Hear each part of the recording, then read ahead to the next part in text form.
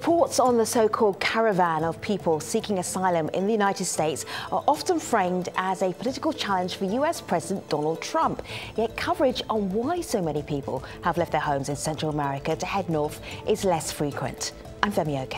And I'm Malika Bilal. Today we look at life in one of those countries from where thousands of people are fleeing, Honduras. Send your thoughts via Twitter and YouTube.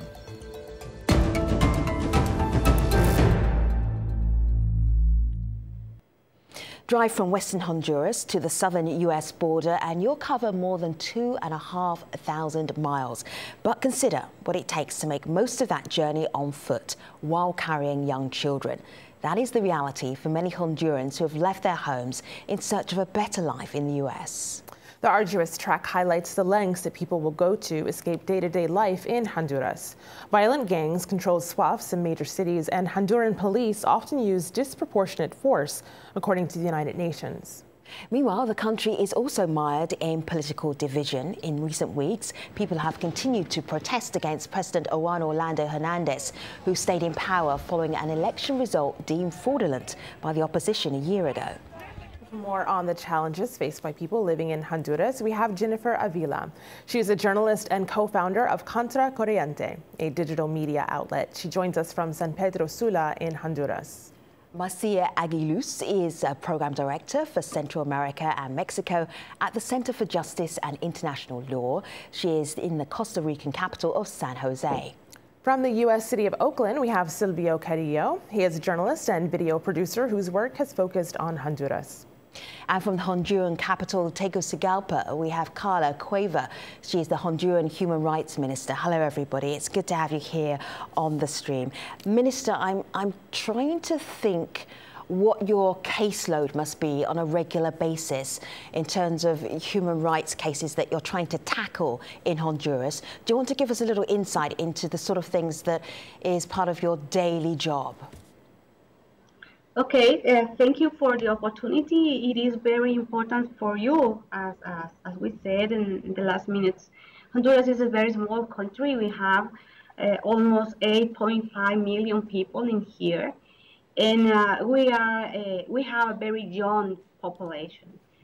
One of our big challenges in human rights is especially working, trying to generate opportunities for these many young people in Honduras, and also great challenges, especially trying to strengthening the institutions, trying to generate opportunities on the health system, also in education, also trying to work towards more strength opportunities to generate employment opportunities in Honduras, and also trying to, in this time, trying to create and strengthen the new Minister of Human Rights that is part of all the national human rights protection system.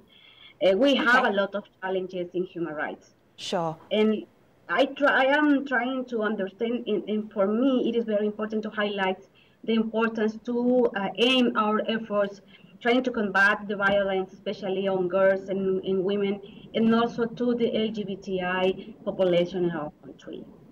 All right, Marcia, is really interesting because I asked the minister to give me an idea of the kind of cases that are coming across her desk every day, and she accentuated the positive. She didn't want to go into the negative. I appreciate that. But if we're going to be very candid, and we're talking about everyday life in Honduras, what are people having to deal with, Marcia? Well, they are dealing with a country. Well, first of all, thanks for the invitation. But they are dealing with a country with many challenges. And basically, on daily basis, people are afraid to even take a cab, for example, because they don't know if they are going to be assaulted. And if they are assaulted, they are afraid to call the police officers because many of the police officers are involved in crime as well. If they have a problem, let's say a health problem, or they suffer a car accident, they are afraid that they go to the hospital and they don't get the basic needs, the basic medical supplies, if they don't have the money to pay for it. So we are talking about families that can't take their kids to an outlet, for example, to a mall, because they are going to be afraid that something is going to happen to them. So this is what they are confronting on a daily basis, and what motivates besides the levels of violence and employment, but people just can't live in a country when they don't see their rights satisfied. Marcia, I hear you there, and I think what you're describing is why we see things like this tweet. This from Jan Egeland, who is the Secretary General of the Norwegian Refugee Council, and he writes after a recent visit to Honduras that Honduras is not a country at war. Yet the violence is comparable to a war zone. The toll that this violence takes on the city I am in now can be seen and it can be felt. We cannot continue to be surprised that families choose to leave when their children's lives are in danger. And he wrote that December 8th. So Jennifer, keeping in mind what he says here, can you understand, can you relate to what he's writing about? Yes, I think violence is like a never-ending cycle expression because of impunity. We have a high level of impunity here in Honduras, and that's why people is so desperate to leave their neighborhoods when they have a threat from a gang member or anybody. In Honduras, every 22 hours is a woman is killed, her husband or someone close to her, and she's not trusting institutionality to ask them for help, to ask police to help her because impunity is so high. I think impunity is like the main issue here. People are protesting in the streets, and they try to protest in the streets because corruption is not getting into justice. There's no justice for men killed and for women killed in Honduras, for young people killed. This year we have more or around 400 young people under 23 years old murdered in Honduras. So it's we have like a big emergency situation here. We have communities being displaced by narcos in the mountains, but also by extractivists projects in the mountains, and people is not trusting into institutionality. They don't have anywhere to ask for help. So the option or the forced option here is to flee. I have heard a lot of women saying, I need to flee, I need to go to another country because nobody is protecting me. So I think the Honduran state has a lack of protection for the main part of the population here in Honduras, especially women and young people. That they're not producing protection. It's that the Honduran government is exacerbating the problem, and many times is the problem. There's a rampant corruption, as Jennifer alluded to, 95% impunity rate. What is the government doing about it? Oh, they just passed a law recently, in January last year, clearing themselves of any impunity in the Congress. And so who should be in jail? It should be these members of Congress that are corrupting the Honduran state. And what exactly, it's interesting that Ms. Cuevas couldn't allude to a single case that she's brought forth regarding human rights abuses. Because like what human rights abuses have been brought to justice? I don't see a single one. And like I want to hear these numbers, and I want to see who you're putting away, where they are, and bring people to justice. You know, this is all you're doing is putting lipstick on a pig. You know, and that's an American expression where there's this pig and you're just making it look pretty, and that's not justice. Come on, let's do some real work. Okay, I will add on the first of all that we have been working, doing a lot of efforts. If we can compare, in 2013, Honduras had a high rate of 86 murders for 100,000 inhabitants. Right now, we have been working on decreasing this rate to 40%. But it's very important, you have mentioned, trying to create and strengthen institutionality to investigate human rights violations. You have to understand also that we have our institutions should be strengthened, especially the capacity to investigate human rights violations for the National Commission on Human Rights. And also, I have to remember that we have a mission for support to combat impunity in Honduras, the MASI, that is supported for the... Which you have taken the teeth out of. We have a lot of cases. We have some emblematic cases on corruption. And also we have to understand. That's all they are, is emblematic. We have to acknowledge that we have problems yet with violence. We have been working on that, but also we have to acknowledge it. We are not denying that we have problems of violence in Honduras. But that's all you do is blame the violence.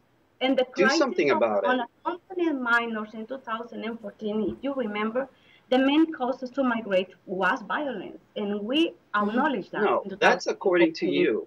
That you're the ones that keep the crime statistics. The government is the only one that keeps the crime statistics, so you can say whatever you want about the crime statistics, but they are not going down. Sylvia, Minister, let me just pause for a moment, because you were talking about some of the forces that drive people out of Honduras, that they get to a point where they think, I cannot bear to live here anymore. Let me give you an example of that. Have a look at this.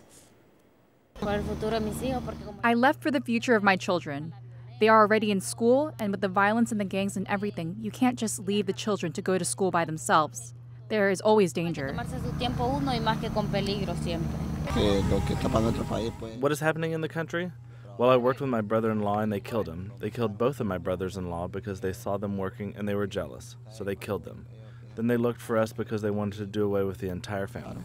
So those are Honduran citizens who actually fled to Mexico. Sylvia, you were pushing the minister about, so what are you going to do about this? What would you suggest? Because you have been, in terms of your family, you know what it is like to experience that violence in your own family. No, stop lying about the crime statistics. I mean, you come up here, you lobby the U.S. government, and you say, look, our crime statistics are going down because of your help, which is not true. Like, have an independent agency like you did before, look at the crime statistics, tell you what the reality is, tell you that the femicide rate is skyrocketing. And why is that? You have institutional problems that you're not dealing with. You're not facing the corruption, and you're not putting people away in jail. For Christ's sakes, I mean, did Tony Hernandez have any claims, the president's brother, against him in the country? No, he had to come here to the U.S. to get tried and convicted. So let me just explain that, and with the help of Jennifer, the president's brother. Jennifer, tell us about that story, just very briefly, so everybody's on the same page. Well, there had been like a few narco traffickers speaking out in the last president's son trial in the United States. And Tony Hernandez is Juan Orlando Hernandez's brother, and he is being accused as a large-scale narco trafficker. Now, in Honduras, he doesn't have any case, any trial. It's not the attorney.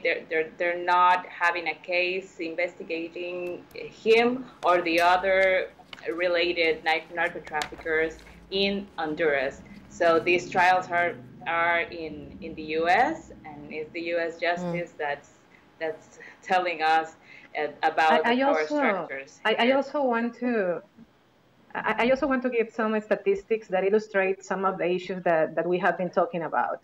Regarding, for example, the index of global impunity, Honduras is the 12th country in the world with highest levels on impunity. And of course, Ms. Cueva referred about the level of violence. Still, if it was true that the current level is about 43 per 100,000, we have to understand that the world level, the world average, is less than 8 homicides per every 100,000. So we are still on higher rates. But also we talk about poverty. 63% of Hondurans populations lives in poverty.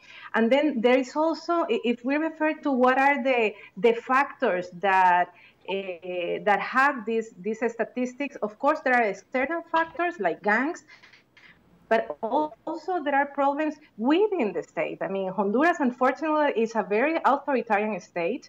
The judicial powers works on discriminatory basis. As Sylvia was saying, for example, regarding human rights abuses, you can see human rights defenders that are being criminalized because they defend human rights. But you can't see the same level of due diligence regarding the person that have died because of the militaries. So there is a discriminatory use of the law, of the force, and those are also factors that people can't understand. And people don't trust the institutionality, and the problems that Honduras is facing are way beyond what the results of the gangs. I mean, it's violence that is because of the responsibility of state actors as well as other non-state actors. So I understand what the minister is saying, but this is very, very small compared with the big challenges that Honduras has. And so what I think that we have agreed is that we have these structural challenges that haven't been addressed, but we have to also admit that some of these challenges are responsible, the government is responsible for it. And if we start Marcia, I want to pause you there because I want to make sure our audience hears what you're saying. So there are two huge problems here that we're looking at, and one is structural, and the other is the day-to-day violence that people are facing. And I wanted to share with our audience what people online are saying about that. So Sandra is a journalist who's actually been covering the Central American exodus for Al Jazeera. Sandra writes in, it's difficult to have a meaningful sample size, and socioeconomic reasons probably are the most cited regarding fleeing from Honduras, but violence is a very close second, and it's not just the gangs. I interview randomly about 10% of people who cite political persecution and or threats or torture by security forces. So in looking at this as twin problems, on the one hand, you have the violence. On the other, we got a video comment from someone who says that the economic situation is just as bad. Have a listen to what he had to say. Employment is practically stagnant. Investments, both national and foreign, are stagnant. Honduras is entering a great economic recession. Because of this, we see results like the migrant caravan, an increase in suicides, and even great social problems, such as alcoholism and drug addiction. So, Minister, can you talk to us about that economic recession he's saying? What can the government do about that? Yes, yeah, I really appreciate that Marcia calls about the motivations, also the violence, and also the issue on poverty. We have been working in the last 4 years together with non-governmental organizations trying to create solutions to one phenomenon that the state have acknowledged that exists in Honduras, the internal displacement of people related to violence. We have especially young people and also householders that are victims of this internal displacement, especially many have been forced to leave their neighborhoods, their cities, to another one, especially related to the gangs, related to violence with maras, and also the violence in the country. That is linked also with the creation of opportunities. If you remember, since 2014, the government led the construction of the Prosperity Plan Alliance. We have been working, trying to invest almost $2,000 million from the national budget to generate opportunities of employment. If you leave me, I can quote some of the national programs that are aimed to combat the structural causes of the migration. So Minister, I'm going to stop you for a moment because everybody else is talking from their experience and you appear to be reading notes to one side. And I know that you want to get the stats right, but I also don't want you to give a speech because we're trying to have a real, honest conversation here. I don't have a speech because I have been doing the migrant route. I understand, but you do appear to be reading. We have our team in Mexico also giving company to the people in the caravan, also trying to guarantee that the precautionary measures that was dictated by the Inter-American Commission were implemented by the countries in transit. And also we have this kind of trying to create these opportunities from programs like the 2020, and also trying to create opportunities for these micro and little entrepreneurs. But we acknowledge that we have to strengthen our efforts. Yes, I appreciate that. So Minister, if I may, because time is running away with us, one of the things that becomes very clear from everybody's conversation about Honduras in this show is that there is so much work to be done and not much in the way of hope and hopefulness. So it makes me wonder about what do young people do? I want you to meet a young man called Christian. He is a rapper, and he doesn't feel that there's any hope for him in Honduras. Have a listen. I was in pain from the hunger, from the lack of opportunities. I have dreams just like everyone else in any other country. I want to have a family, a house, a car. These are dreams, things that I can never have in Honduras. Señor Presidente, dígame usted qué haría si a su madre la golpearan esos mismos policías. I see a young man with a job, working hard, giving it his best for his family, helping his family move forward. If I stay in Honduras, then in 5 years I won't be here. I could die from hunger, I could be killed by gang members, I could be killed by the government. Jennifer, there's a whole generation of young people who are thinking, what are my prospects? What can I do? What are my options? If we're looking at the end of this conversation, certainly for this show at the moment, do you see where there might be hope or progress?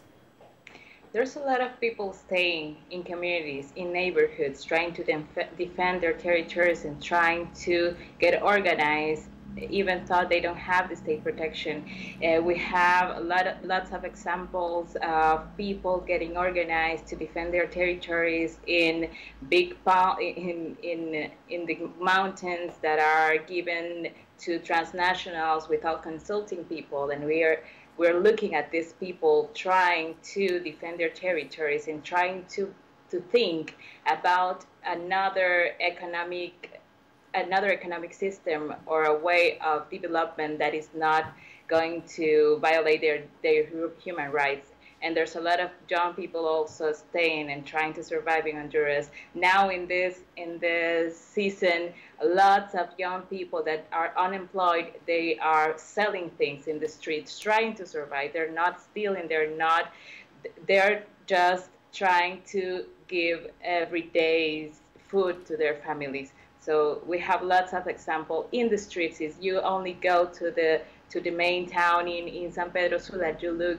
all these young people trying to survive, selling things and trying to make their own lives. Even they know they don't have the state protection, they don't have the police protection, and they're criminalized, and they're just like by their own. Mm-hmm. I think this is the hope we have. People is staying and people is trying to survive. But I just want to make a point here, because I want to say that we are very worried here as journalists. We have been talking with a lot of deportees that are coming back to the same risk they flee before, and they have no protection. They're just moving through the country until they have a new opportunity, a new chance to live again.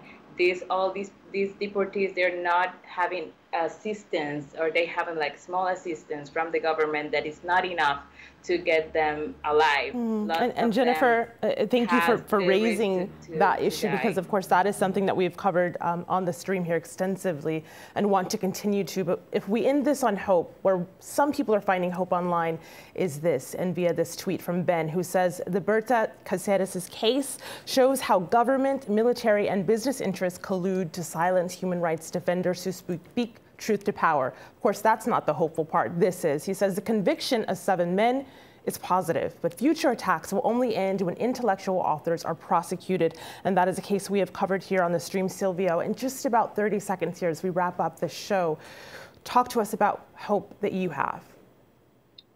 Well, it's very limited when you have people like Ms. Cuevas, putting lipstick on a pig, like I was suggesting earlier.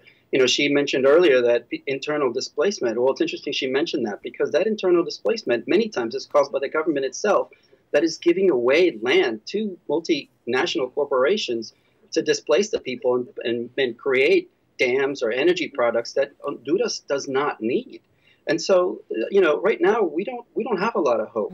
I think it's wonderful that there's been 7 people convicted, but there's a long way to go. There's still no justice in Honduras. Silvio, Jennifer, Marcia, and Minister Cueva, thank you very much for talking to us about Honduras today on the stream. Malika and I will see you online.